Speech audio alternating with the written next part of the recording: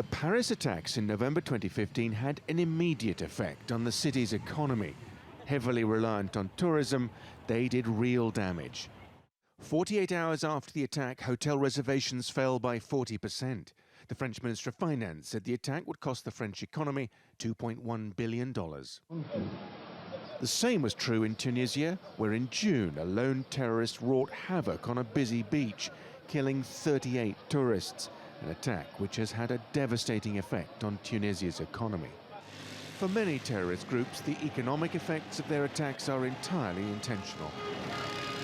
It's absolutely a critical piece of strategy. If you look at the writings and the comments of Osama bin Laden, if you look at the writings in Inspire magazine produced by Al-Qaeda in the Arabian Peninsula, if you look in a recent new magazine that's come out from Al-Qaeda in South Asia, economic warfare, death by 1,000 cuts is as important as the suicide bombing, the killing of soldiers and so on.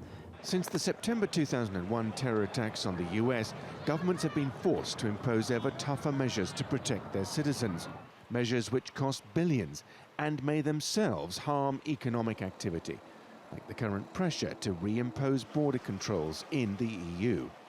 Another key question is to what extent the private sector should help governments.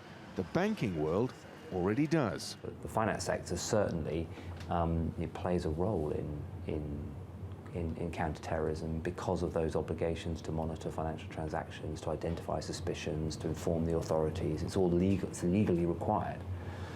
That's something that's been in place since 9/11.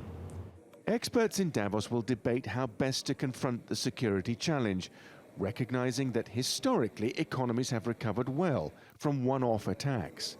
The fear is that with the rise of Daesh and those that emulate it, attacks will be more frequent and sustained, and that will damage the global economy. Simon McGregor Wood, TRT World.